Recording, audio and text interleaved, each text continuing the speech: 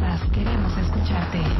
Es muy lamentable, es muy triste que se esté atentando con el desarrollo integral de los niños y las niñas, se está atentando con la economía, en contra de la economía de los padres, se está atentando, en contra del empleo. Pues inminentemente es una cadena, inminentemente es un perjuicio total. Pues más que queramos que se regrese el presupuesto, lo que queremos es que se respete el programa de estancias infantiles. Obviamente respetando el programa tiene que haber un equilibrio en cuanto al presupuesto, pero sobre todo lo que a nosotras más nos preocupa es el cierre del programa. Así las cosas. Vamos a escucharlo.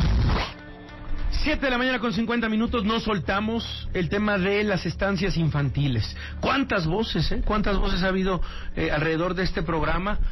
Surgido en 2007 y por lo menos la postura desde el gobierno federal es ni un paso atrás en el tema de la disminución del presupuesto y de este nuevo programa de entregarle directamente al beneficiario el dinero y que no haya intermediarios.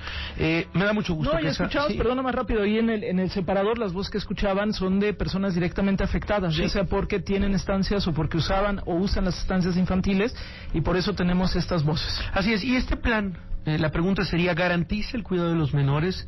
¿Qué sucede con el tema de los derechos humanos? Este nuevo plan del gobierno Andrés Manuel López Obrador. Nos da mucho gusto que esta mañana nos acompañe el secretario ejecutivo del Consejo Nacional de Evaluación de la Política de Desarrollo Social del Coneval, Gonzalo Hernández Licona. Gracias, Gonzalo, por estar esta mañana con nosotros. Buenos días. Muy buenos días, Javier, Gaby, qué gusto saludarlos, Bueno, pues muchas gracias por acompañarnos esta mañana.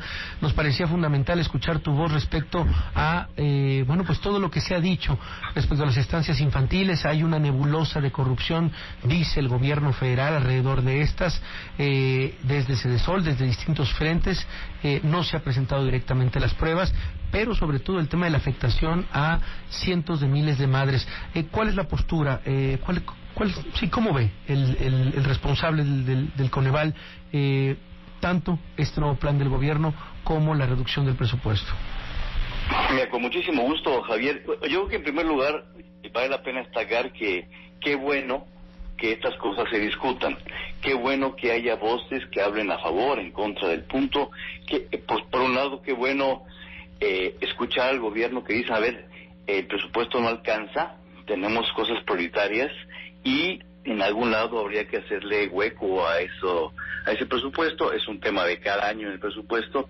También es cierto la importancia de reducir al mínimo la corrupción en la entrega de recursos que por supuesto en el pasado ha existido. Eso es bienvenido, pero también hay que escuchar la otra parte. La otra parte tiene que ver con un hueco que las estancias infantiles estaban cubriendo, porque para madres con mayor pobreza, con menor ingreso, ni las guarderías del IMSS, ni las guarderías del ISSSTE, ni muchísimas guarderías privadas les tocan a ellas, no, ni pueden pagarlas muchísimas veces, ni les toca porque no tienen derecho.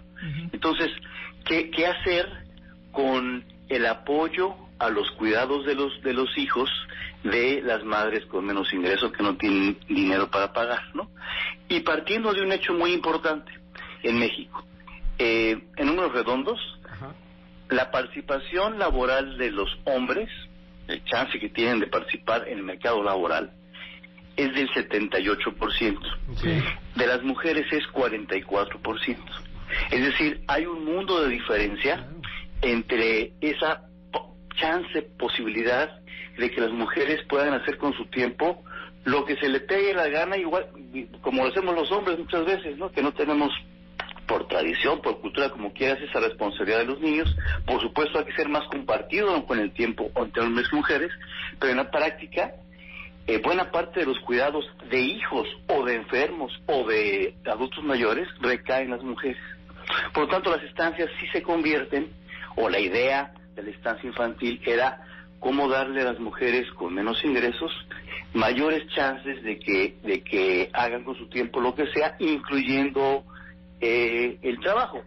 En los estudios que hemos hecho, en las evaluaciones que hemos hecho, hemos visto cosas a favor, cosas correctas también, pero por ejemplo a favor hay 18% de más chance de que las mujeres se incorporen a un empleo o o dedique más tiempo al empleo a partir de las instancias. Entonces, la pregunta central, a lo mejor más que la estancia como programa, es ¿cuál será la estrategia del gobierno mexicano, del Estado mexicano, para poder tener una participación laboral más equitativa entre hombres y mujeres? Sí, Gonzalo, ¿cómo estás? Hola, Gaby, ¿qué tal? Es que sí, me parece fundamental lo que estás diciendo. Aquí en verdad no hemos soltado el tema por lo que implica. Hemos incluso comentado que podría parecer un frente abierto, el presidente López Obrador, un poco innecesario teniendo tantos frentes abiertos, pero a ver, coincido contigo en lo que planteas. Por un lado, qué bueno que se discute, qué bueno que se revise si el modelo de estancias infantiles es el correcto, qué bueno que si se identifican redes, actos de corrupción o hasta redes de corrupción, como ha dicho el propio presidente, bueno, pues que se exhiba y que eso se sepa y que se castigue. Creo que esa parte es importante, pero tal vez lo que me preocupa, y coincido contigo, es que, si vamos a cuestionar o incluso cancelar un programa porque es inoperante, por corrupción, por lo que sea, ¿por qué no hay una salida, digamos? Y la salida de darle el recurso directo a las personas, pues parece no ser una salida, Gonzalo. Mira, es una salida, me parece que parcial, porque al final de cuentas, si tú te planteas, si nos planteamos una política pública con base en derechos, es decir, derechos para todos, derechos sociales para todos, acceso efectivo al derecho, Gaby, por ejemplo, acceso efectivo al derecho al trabajo, al derecho efectivo a la seguridad social, eso tiene dos componentes. El componente de la demanda, de tener la capacidad como familia de poder tener el efectivo suficiente para empezar a afrontar ese derecho o a comprar ese derecho. Entonces, la entrega de efectivo sí ayuda. Claro. El problema es la otra parte de la moneda, que para tener el acceso efectivo necesitamos servicios y oferta de calidad del otro lado. Sí. Es decir, si yo te doy un dinero para por ejemplo, para tu guardería potencial, pero de aquel lado no hay oferta, entonces pues ese dinero queda corto porque no lo puedes gastar en ese bien, porque no existe alrededor de tu colonia, o porque es muy caro. Entonces la estancia, como funcionaba, era que los 950 pesos por niño iban a la estancia directamente, siempre y cuando se aseguraba que el niño de esa mamá estaba yendo a la guardería ese mes, ¿no? Claro. Y con ello lo que hace son dos cosas interesantes. Uno, te aseguras que los 950 pesos vayan a la guardería y no se vayan en otro consumo, y subsidias en parte esas estancias. Claro. Entonces estás subsidiando la oferta, la demanda, y garantizas de alguna manera, de manera imperfecta por cierto, ese servicio. Entonces la pregunta es, ¿de qué manera podemos lograr ese acceso efectivo a los derechos que tiene dos vías, dos partes? Claro. Estamos hablando con Gonzalo Hernández Licona, el secretario ejecutivo del Coneval.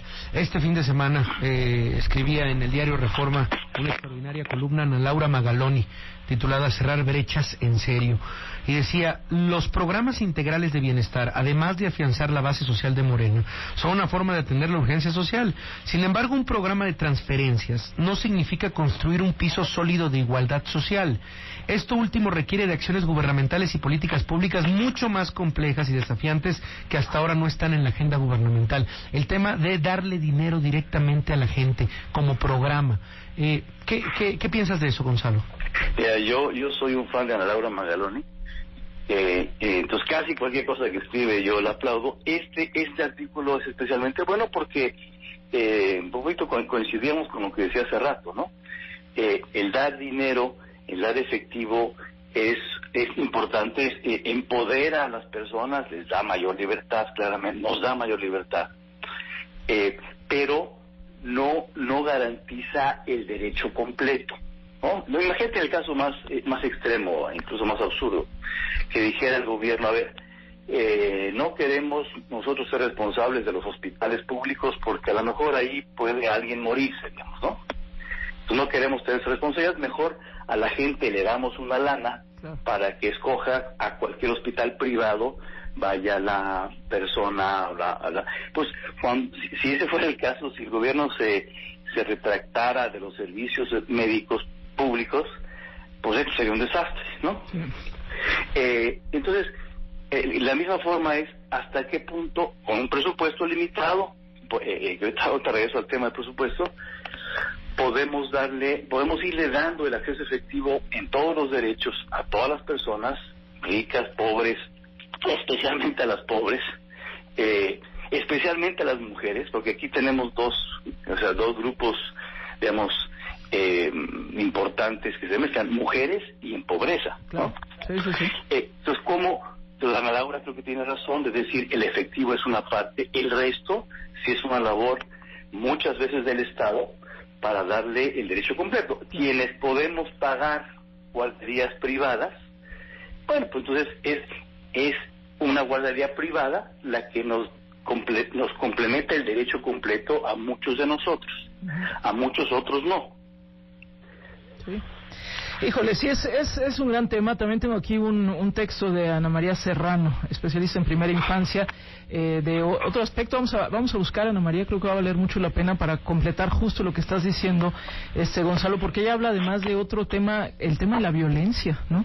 Que me parece fundamental. O sea, dice que el que los niños en un momento dado no puedan ir a las estancias, se tengan que quedar en las casas, algunas de estas casas pues empobrecidas, etcétera. Dice, esto deja a los niños pequeños una situación de vulnerabilidad y posibilidad de negligencia en el cuidado cotidiano, pero también habla de manera específica de entornos, digamos, de violencia, ¿no?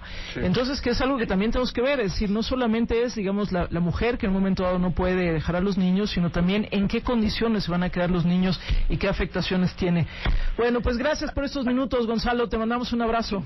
Un abrazote, Gaby, Javier, qué gusto, ¿eh? Igualmente, muchas gracias, Gonzalo Hernández Licona, adiós. Él es el secretario ejecutivo del Consejo Nacional de Evaluación de la Política de Desarrollo Social, o sea, el Coneval. Hasta luego. No seas así. Pues adiós. Me dijo adiós. Nos vemos pronto. Sí, te queremos, Gonzalo. Sí, o sea, algo. No sea tan dura con... ¿Cómo le dije? Adiós. No seas así, Gaby. Le di una patada. Sí. No, es que este otro tema, es que me quedé picada un poco también leyendo de Ana María Serrano, el tema de la violencia también con las estancias infantiles. En fin, de verdad que no es un tema fácil, ¿eh? Y sigo sin saber cómo lo van a resolver. Creo que darle el dinero directo a las personas no lo soluciona.